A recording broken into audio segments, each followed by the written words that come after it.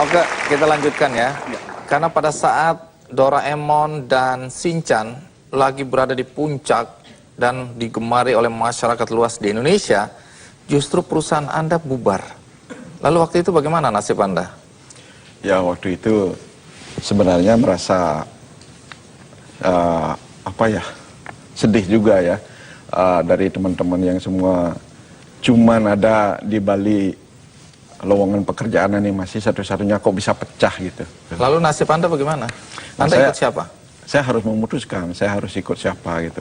Dan waktu itu memang sih saya masih yang ngirim saya belajar ke Jepang adalah PT Marsa ya. Jadi saya tetap putuskan ikut di PT Marsa. Tapi saya dengar justru pada saat itu Anda dan teman-teman membuat karya yang bagus juga itu, Narasi Monyet itu ya?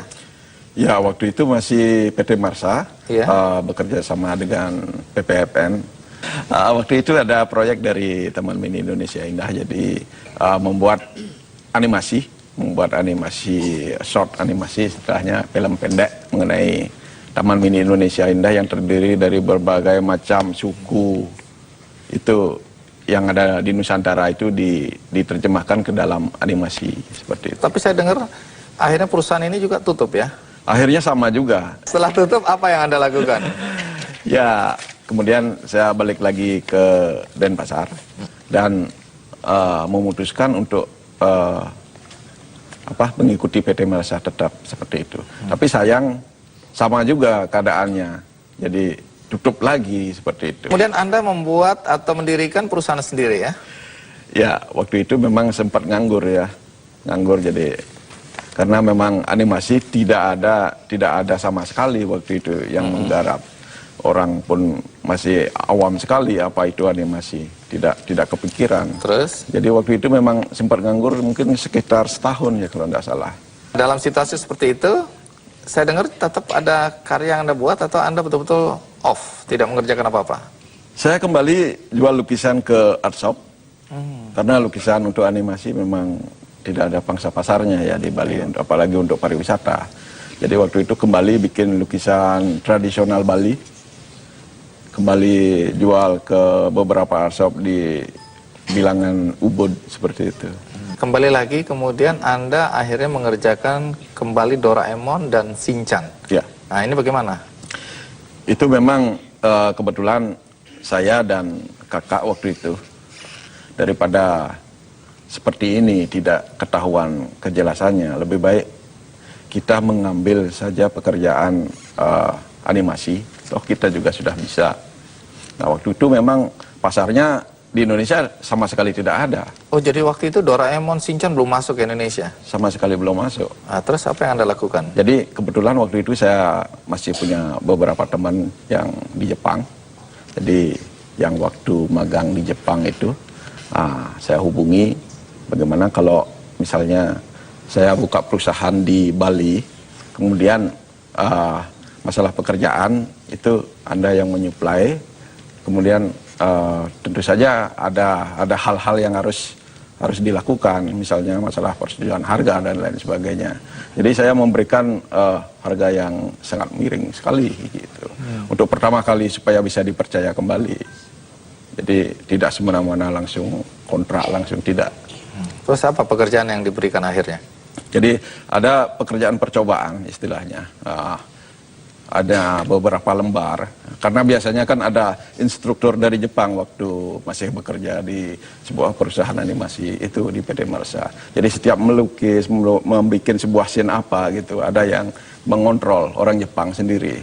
Nah, kemudian lepas seperti itu tentu saja harus dites katanya. Bisa tidak tanpa ada instruktur orang Jepang, seperti itu. Dan ternyata memang waktu itu dites sebuah kalau tidak salah Pokemon atau Doraemon ya, cuma 10 scene.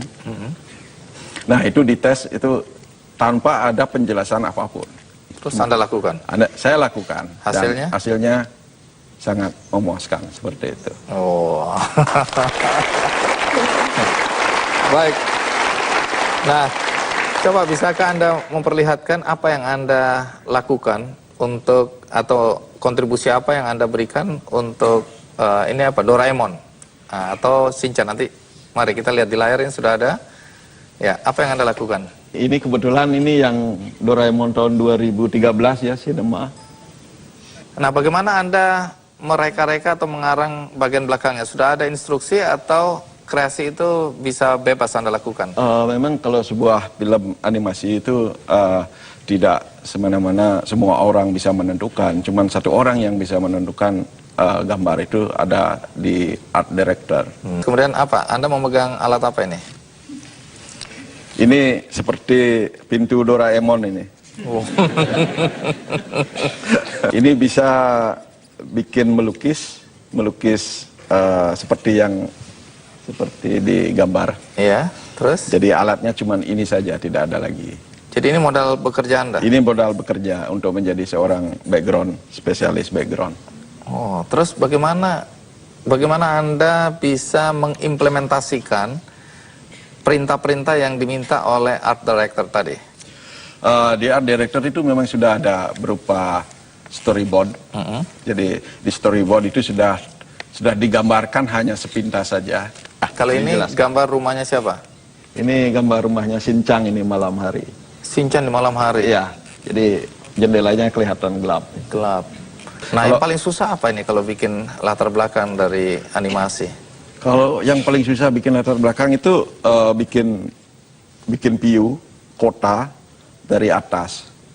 Jadi banyak sekali bangunan yang sudut harus pandang digambar. atas itu yang paling susah. Ya, itu sangat susah sekali. Apa susahnya orang tinggal kotak-kotak gitu?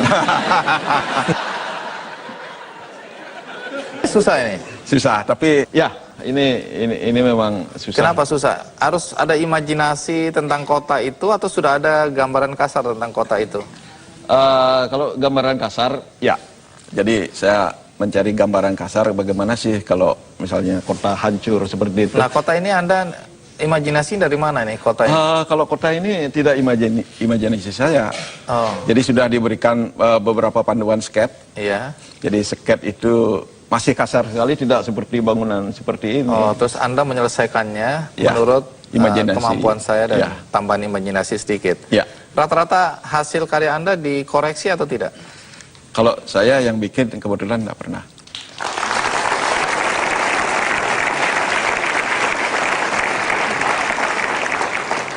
Selain Pokemon, Doraemon, Shinchan, ada film animasi lain yang Anda kerjakan? Banyak ya, ada sih kebetulan pernah di Disney Tokyo. Jadi berupa seri TV Lilo and Stitch. Artinya nama Anda ini sebenarnya sudah dikenal di pasar internasional ya? Ya, begitulah mungkin. Ya, karena di kredit titel itu pasti ada nama Ada saya. muncul nama ya? Ya. Kalau orang bilang, wah ini bagus, mereka akan cari Anda ya? Ya, betul. Dari seorang roomboy, tukang beres-beres tempat tidur di hotel, kemudian tukang cuci piring di hotel, sekarang Anda memberikan kontribusi pada sebuah film animasi yang sangat terkenal di dunia. Doraemon, ya, kemudian ada Shinchan. Pelajaran apa yang paling penting yang Anda petik dari perjalanan hidup Anda ini? Sepertinya pelajaran yang harus saya lakukan adalah mengubah cara berpikir. Jadi tidak ada hal yang sulit sebenarnya. Jangan dianggap sulit, tapi dianggap sebuah tantangan seperti itu. Itu yang membuat Anda bisa seperti sekarang? Iya, betul. Setelah semua ini Anda lakukan, apa mimpi ke depan yang ingin Anda wujudkan? Sebenarnya saya mimpinya itu ingin Indonesia bisa ekspor animasi ke berbagai negara.